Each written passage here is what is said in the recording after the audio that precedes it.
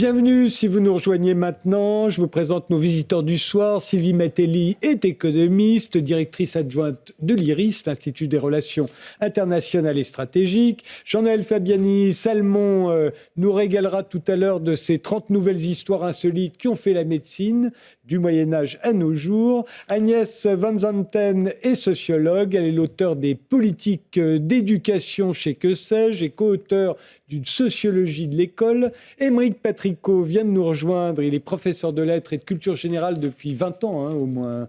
L'auteur...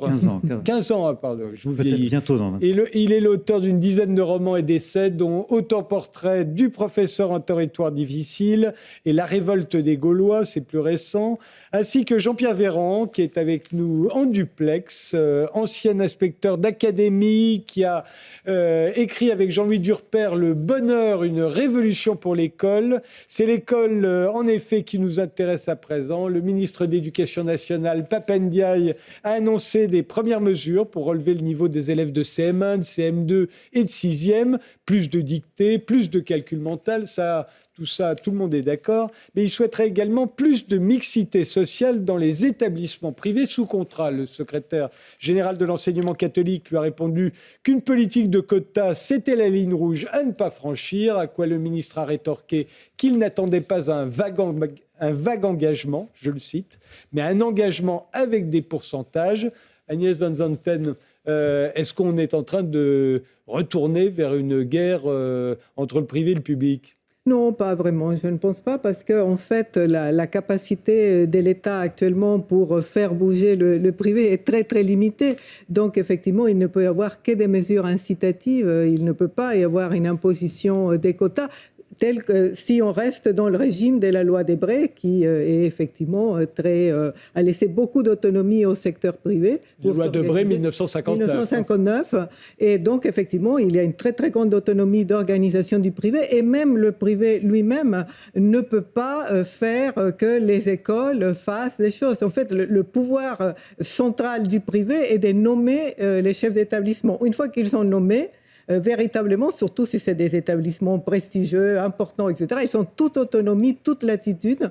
Donc, il est très, très difficile d'imposer quoi que ce soit, même par l'enseignement catholique lui-même en France. Donc, je pense qu'il peut y avoir effectivement des mesures incitatives, mais elles restent les mesures incitatives, on sait bien ce que c'est. Ce serait, par exemple, que les subventions qui sont très importantes, que les subventions soient conditionnées par... Oui, mais le problème de cela, c'est que ces subventions, elles sont versées au niveau national et l'enseignement catholique a toute latitude pour répartir cela à tous les niveaux. Et donc, le problème de la ségrégation au sein de l'enseignement privé, puisque c'est de cela que l'on parle, ne se pose pas de la même façon partout en France. Ça se pose surtout dans les grandes métropoles. On sait qu'à Paris, par les dernières estimations des collègues économistes, probablement dans 10 ans, 80% des enfants des classes supérieures seront dans l'enseignement privé. Donc ça veut dire qu'on va avoir un enseignement à Paris où il n'y aura dans l'enseignement public que des classes moyennes et des classes populaires, et toutes les classes supérieures, ou presque, seront dans l'enseignement privé. Donc à Paris et dans les grandes métropoles, à Lille, à Rennes, à Lyon, ces problèmes se posent. Mais ça ne se pose pas partout en France. C'est dans ces métropoles-là qu'il faut agir. Aymeric Patricot. Oui, pour rebondir sur ce qui vient d'être dit, je trouve qu'il y a d'ailleurs une certaine hypocrisie. On brandit la valeur de la mixité, de la diversité, mais on sait bien que tous les ministres placent leurs enfants dans les meilleurs lycées, souvent privés.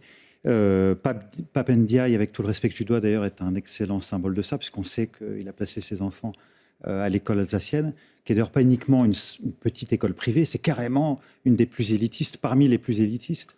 Et donc, ce double discours, cette contradiction... Je suis sûr que le directeur de l'école alsacienne vous suivrait pas sur le fait que c'est la plus élitiste des plus élitistes. Disons que c'est une qui réussit très très bien. Et moi, je serais d'ailleurs ravi d'y mettre mes enfants. Hein. Je ne blâme pas Pap Ndiaye pour cette raison. Mais ce qui me gêne un peu, voilà, c'est la contradiction entre les valeurs affichées et puis les actes. Or, le public voit ça, il le sait. Donc, il voit des ministres qui fuient la mixité, mais qui font l'éloge de la mixité. Et donc, on a l'impression un peu de valeurs, de leçons de morale qui viennent de l'élite, et qui disent aux classes moyennes et aux classes populaires, on va vous mélanger, comme ça on aura bonne conscience. En attendant, nous, on se protège.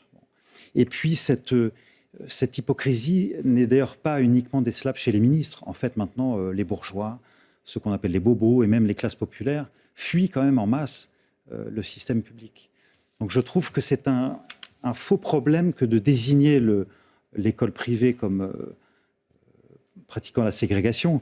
Le vrai problème de fond, c'est que le système public n'est plus attractif. Je ne crois pas, parce que je crois qu'il y a effectivement un effet d'offre qui joue très très fort. Il y a un effet d'appel énorme. Il y a un effet d'appel, mais... S'il n'y avait pas cette école privée subventionnée par l'État, c'est un public bis en France, ce qui n'est pas le cas dans d'autres pays. En Angleterre, on ne peut pas aller au privé comme on va en France. Moi, je trouve ça bien. Pourquoi parce que le privé est extrêmement cher. Il n'est pas du tout subventionné par l'État. Il est hors de prix. Donc, c'est véritablement les catégories très, très supérieures qui vont dans le privé. Alors qu'en France, on a créé un système concurrentiel à l'intérieur même du système. Donc, on ne peut pas faire reposer ce qui se passe actuellement seulement dans les comportements des individus. Il y a une interaction entre une offre qui est là, qui est ouverte, où il y a de la place, qu'on a laissé grandir, développer des stratégies, ne pas soumettre l'enseignement privé à la carte scolaire. Et à côté de ça, on a un enseignement public qui accueille la très grande majorité d'enfants des milieux populaires, la très, très grande majorité d'enfants issus de l'immigration. Donc, effectivement, on a une inégalité de facto très, très forte qui est créée par le système lui-même. Après, les comportements des acteurs s'ajustent. Il y a le système, mais ensuite, il y a la rationalité des agents. Moi, je suis désolé, je prends mon cas, celui de à peu près tous mes amis. Moi, je vis dans une petite ville de 20 000 habitants où d'ailleurs, il y a assez peu de... Il n'y a pas de grands ensembles, donc il n'y a pas de questions ethnoculturelles. Et dans mon secteur, il y avait le collège public qui était un peu dégradé, tout simplement, parce que certains profs étaient absentéistes, par exemple, et ce n'est pas forcément de leur faute. Bon. Mais au moment de placer mes enfants, je fais du benchmarking, comme on dit, je compare les deux, et il se trouve que dans mon secteur, l'école privée avait meilleure réputation. Mais si elle n'existe pas, si elle n'avait pas une école privée subventionnée, vous n'auriez pas fait ce choix. C'est très bien qu'il y ait un double système. Non, mais vous n'auriez pas fait ce choix si ce système... On va se tourner vers Jean-Pierre Véran, parce que je vous rappelle que... Mais c'est bien d'avoir le choix. Non. Je vous rappelle que le projet de Papa Ndiaye, ce n'est pas de vous empêcher de mettre vos enfants dans le privé, c'est qu'il voudrait que dans la même classe que vos enfants, il y ait aussi un peu de mixité sociale, soit par le quota, soit par les affectations, ça on en reparlera. Mais d'abord, Jean-Pierre Véran, que pensez-vous de ce retour je sais bien que c'est un peu un cliché, une facilité que de le présenter comme ça, mais ce retour de la guerre publique-privée? Alors, ce que je voudrais dire, si vous voulez, plutôt que d'entrer dans le schéma rebattu de la guerre publique-privée, c'est quand même situer la question de l'existence d'un séparatisme social et scolaire dans notre pays, dont l'enseignement privé est un des éléments, mais pas le seul et pas l'unique. C'est vrai que l'enseignement privé, quand on regarde les 10% d'établissements les moins favorisés du point de vue de l'indice de position sociale, les établissements privés représentent 4% de ce décile-là. En revanche, ils représentent 60% du décile des 10% les plus favorisés. Et ils sont même à 90% sur les 10 premiers établissements les plus favorisés. Donc, 9 établissements privés pour un établissement public. Donc c'est vrai que l'enseignement privé joue son rôle dans le séparatisme social et scolaire. Mais il n'est pas le seul, puisqu'il y a de fortes inégalités aussi entre des établissements publics eux-mêmes. Donc ça, c'est la première observation que je veux faire. La seconde, c'est qu'effectivement, il y a un phénomène social que Éric Morin a décrit dans un ouvrage publié en 2004 qu'il a appelé « Le ghetto français », en expliquant que la France est caractérisée plutôt par des ghettos de riches, des ghettos favorisés, de gens favorisés, qui pratiquent l'entre-soi, et notamment l'entre-soi scolaire. Donc ça, c'est la première observation. Et la deuxième observation que je voudrais faire, à propos de cette incitation au séparatisme social, eh bien c'est que cette incitation plutôt à la mixité sociale dirigée vers l'enseignement privé, c'est que tel que le ministre l'envisage, cela risque finalement de ne pas forcément aboutir à ce qu'il souhaite sans doute très sincèrement. C'est-à-dire que si on demande par exemple, parce que comme le disait Agnès Van Zanten, il s'agit de trouver un arrangement qui ne puisse pas être contraignant vu le statut de l'enseignement privé dans notre pays. Eh bien, si l'arrangement visait à dire il faut que les établissements privés accueillent plus d'élèves boursiers de façon à favoriser, à renforcer la mixité sociale dans leur effectif, eh bien on pourrait, étant donné que l'établissement privé a sa liberté de choix des élèves, c'est qu'il choisira évidemment les boursiers avec les meilleurs dossiers et que par conséquent on aura un évitement renforcé en quelque sorte qui va priver certains établissements publics de la présence de ces élèves boursiers qui ont un bon niveau scolaire. Donc finalement, on risque, en mettant l'accent là-dessus, de ne pas arriver au but que recherché. Au fond, j'ai l'impression que l'existence du privé et le fait qu'on le subventionne dans un pays comme la France, c'était justifié par le respect de la liberté de conscience. Et on a l'impression qu'aujourd'hui, c'est plus du tout c'est plus du tout cette ligne-là qui est opérationnelle. C'est une ligne, effectivement, qu'on ne voudrait pas que nos enfants aillent avec les enfants des classes inférieures, entre guillemets, ou tout simplement parce qu'on pense que l'enseignement là est meilleur du fait qu'on y est entre enfants des classes supérieure, entre guillemets. C'est pour cela, effectivement, que je pense que le système actuel ne peut pas tout à fait tenir, parce qu'effectivement, il était tout à fait normal de se dire, mais il y a une liberté des religions, il y a une liberté des croyances, et donc les gens peuvent choisir l'école. Mais effectivement, la loi Debré a permis à l'enseignement privé d'abord d'avoir beaucoup d'argent, et donc de se reconvertir à un moment, effectivement, où on instaurait en même temps la carte scolaire pour l'enseignement public. Donc petit à petit, dans les années 70-80, les établissements privés sont devenus beaucoup plus sélectifs, par ailleurs se sont spécialisés, ont pris en charge des élèves en difficulté, les élèves qui avaient besoin des questions de discipline, donc toutes sortes de problèmes, et donc se sont reconvertis dans tout un ensemble de fonctions comme un recours par rapport à l'enseignement public. Sachant que l'enseignement privé est subventionné, mais lui, à la différence du public, il a le droit de choisir ses élèves. Il peut choisir ses élèves, et surtout, est-ce qu'il faut aussi rappeler, non seulement les choisir, mais aussi les mettre à la porte quand ces élèves, ça ne marche pas. Et donc, l'enseignement public a l'obligation d'accueillir, tant qu'on est dans l'obligation scolaire, d'accueillir tous ces élèves qui sont parfois sortis de l'enseignement privé en cours d'année, par exemple.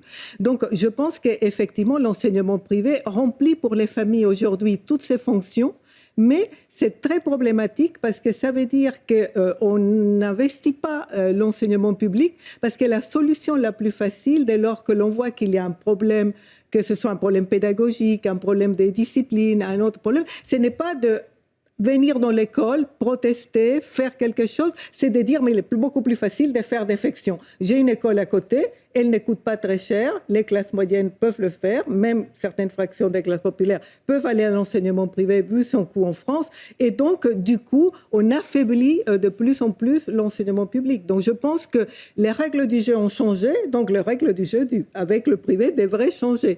Mais c'est très, très difficile, comme vous avez dit au début d'émission. Là, ça va déterrer véritablement la guerre scolaire. Si on dit, bien sûr, on arrête la loi Debré, on fait autre chose. Là, non.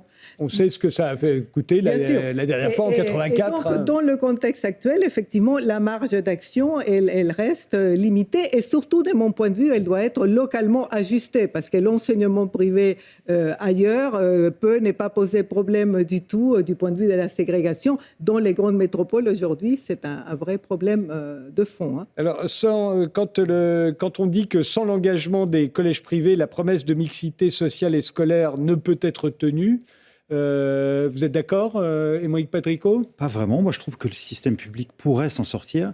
J'ai le souvenir... Parce que c'est ce que laisse entendre le ministre. Il dit, voilà, si on... Non, moi, je trouve que c'est assez mesquin d'accuser, de désigner le système privé comme... coupable, entre guillemets, ou en tout cas responsable. Je me souviens qu'au Havre, par exemple, où j'ai grandi dans les années 90, le lycée public était nettement le meilleur. Bon. Donc les meilleurs élèves allaient dans le lycée public. Et c'était le lycée privé qui était d'un moins bon niveau.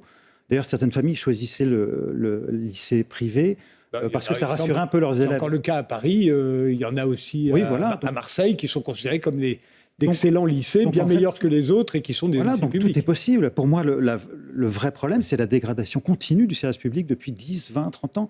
Moi, j'ai commencé à être prof au début des années 2000 et j'ai découvert les établissements les plus pauvres et les plus faibles de région parisienne. C'était terrible, c'était très triste. Justement, ils accueillent tous ces élèves que l'enseignement privé n'accueille pas. C'est très bien. Mais non, c'est pas très bien.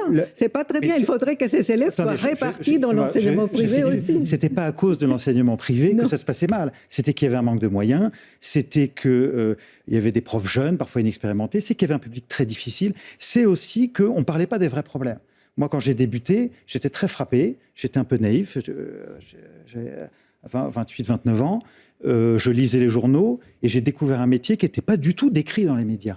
Un métier beaucoup plus dur que ce qui était décrit. On avait une sorte d'injonction au silence. Il ne fallait pas dire les problèmes, parce que dire les problèmes, c'était stigmatiser. Or, à force de ne pas montrer qu'il y avait des problèmes, on a laissé tout ça se dégrader. Et depuis, vous remarquerez que chaque année, des profs publient des livres pour dire qu'il y a des problèmes. Alors, effectivement. Il n'y a plus d'injonction au silence. Mais ce qui me rend triste, c'est que l'injonction au silence a disparu, mais que les choses ne s'améliorent pas. Et que, ministre après ministre, je n'ai pas le sentiment que les ministres vraiment prennent les problèmes à bras-le-corps. L'affaire Paty, je suis désolé, il y a encore 2 ans, a montré la profondeur du malaise et de la violence qui a lieu parfois. Donc, je reconnais que le privé a des privilèges, et il a la chance, effectivement, de pouvoir choisir ses élèves, mais c'est d'assez mauvaise foi, je trouve, de lui mettre sur le dos tous les maux. Bon, Jean-Pierre Véran, sans l'engagement des collèges privés, la promesse de mixité sociale et scolaire ne peut être tenue, nous dit-on, et sans mixité sociale et scolaire, il n'y a pas d'égalité des chances, pas de promesse républicaine. Vous êtes d'accord ? Alors écoutez, là-dessus, je mettrai pas mal de guillemets, si vous voulez, parce que l'égalité des chances, ça fait partie de ce langage qu'on entend et dont on rebat tous les débats éducatifs, alors qu'on sait bien que ce qui caractérise justement l'école française, c'est l'inégalité des chances. Ce que je voulais dire, c'est que il ne s'agit pas simplement, si vous voulez, une fois qu'on a réalisé la mixité sociale, quand bien même on l'aurait réalisée, on pourrait toujours se heurter au séparatisme social et à l'entre-soi à l'intérieur des établissements en mixité sociale. Vous pouvez avoir par le jeu des choix, des enseignements qui sont offerts aux uns et pris par les uns et pas par les autres. Je pense aux sections européennes, aux sections internationales, aux classes à horaires aménagés, etc. Vous pouvez avoir toute une panoplie de dispositions à l'intérieur d'un même établissement qui font que des élèves de milieux sociaux différents, qui donnent donc des statistiques de mixité sociale satisfaisantes, vont suivre des parcours très différents qui vont les destiner, si vous voulez, à une carrière scolaire très différente et à une forme, finalement, de reproduction. Vous savez que la société française est celle qui, dans les pays de l'OCDE, se caractérise par le plus faible taux de mobilité sociale intergénérationnelle. Ça dit quelque chose, cela. C'est-à-dire que si on est dans un milieu populaire, eh bien, on a de grandes chances, soi-même, d'être, lorsqu'on sera sorti du cycle de formation, on sera à nouveau on fera toujours partie de ce milieu-là.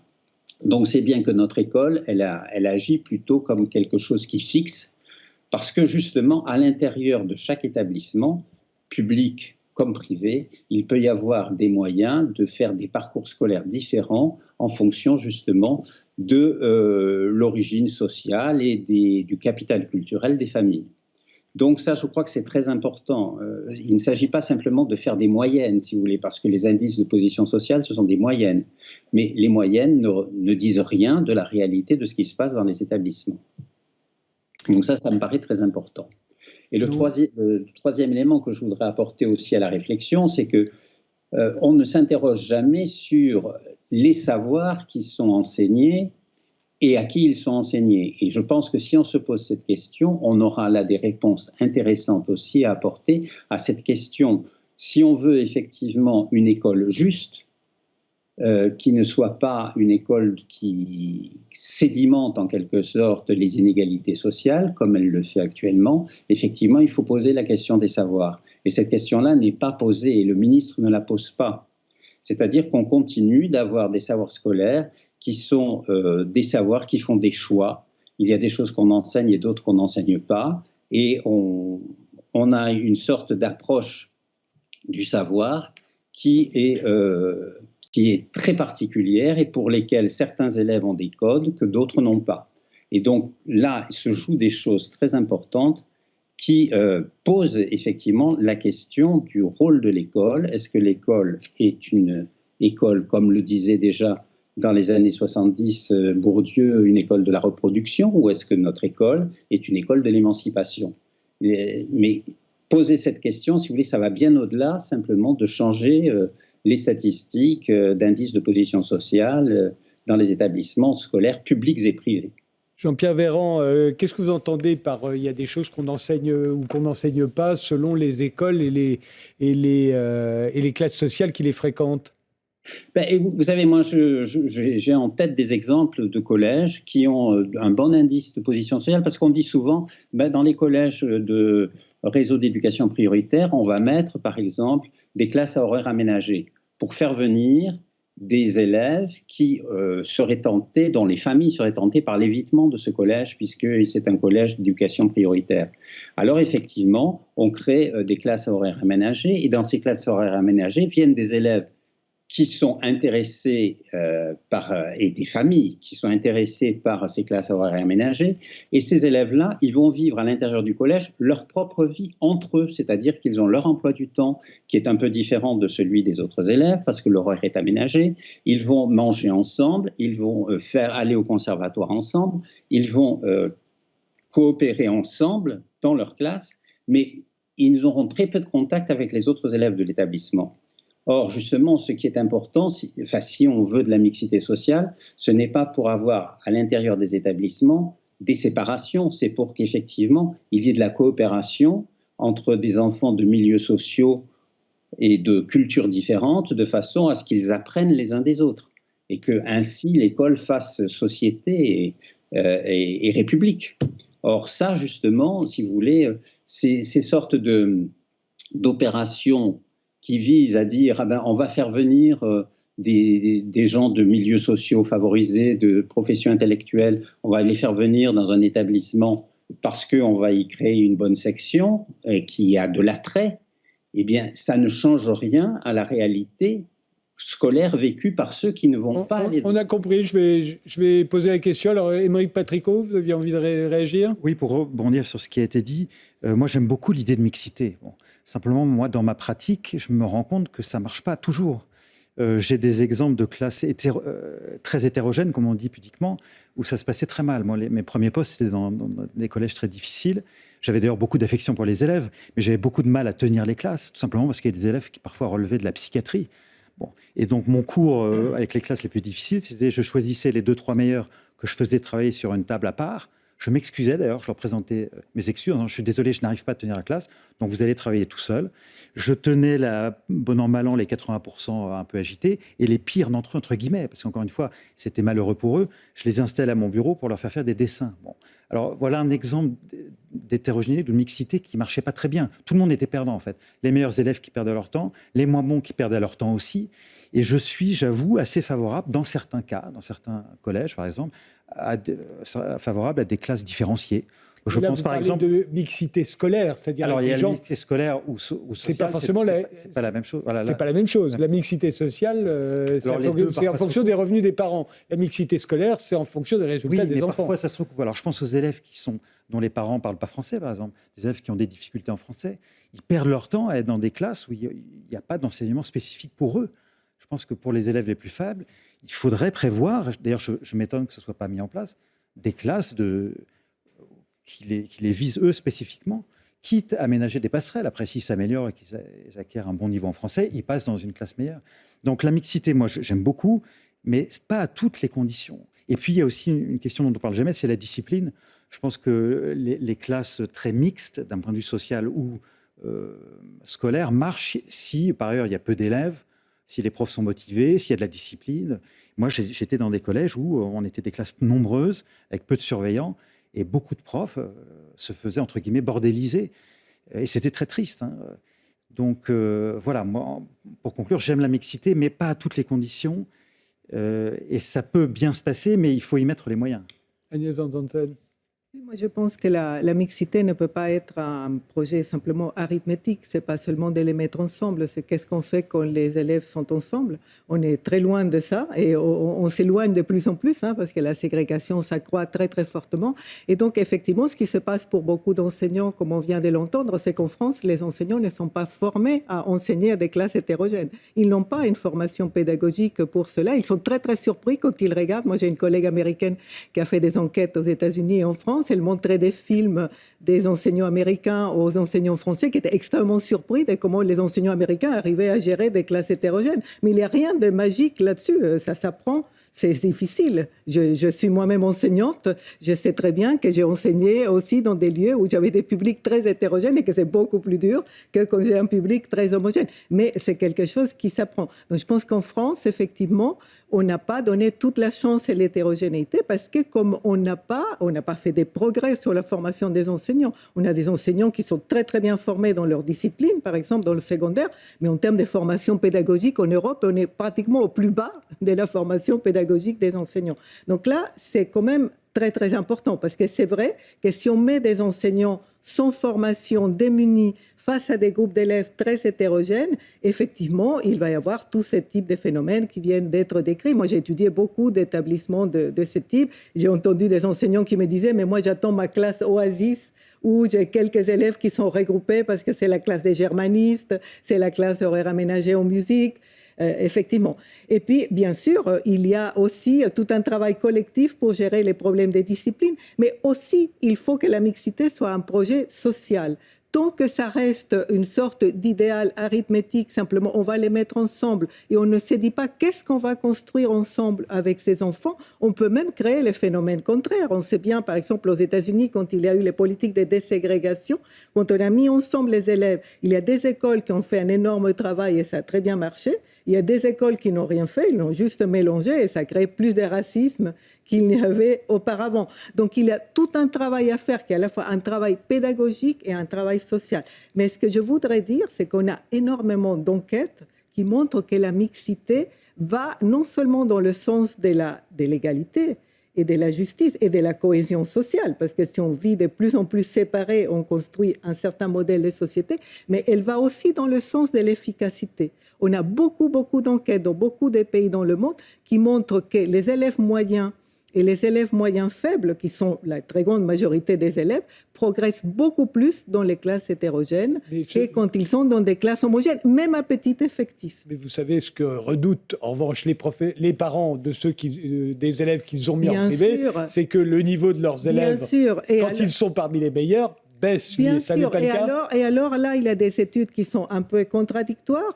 Il y a des études qui montrent, mais le gain de ces élèves n'est jamais comparable à la perte des élèves moyens et des élèves. Mais il peut avoir un petit gain de mettre tous les meilleurs ensemble dans un certain nombre d'études dans le monde, mais ce n'est pas systématique. Toujours parce que les systèmes d'entraide entre élèves peuvent beaucoup aussi aider les élèves à progresser. Le fait d'aider les plus faibles, moi je l'ai vu même dans des établissements privés très très réputés parfois, qui ont une pédagogie jésuite dans ce sens, qui fait travailler par groupe de 3, un fort, un moyen, un faible, et ça peut marcher très très bien. Donc en fait... oui, je pense que beaucoup des parents... Je pense que c'est la peur aujourd'hui qui guide beaucoup de personnes de plutôt aller vers la défection plutôt que de prendre des risques. Mais je peux comprendre ces attitudes. J'ai été entourée en tant que parent moi-même de toutes ces personnes et en tant que sociologue, je les ai beaucoup étudiées. Mais je pense que c'est un vrai problème aujourd'hui. Je vous remercie. Je remercie Jean-Pierre Véran.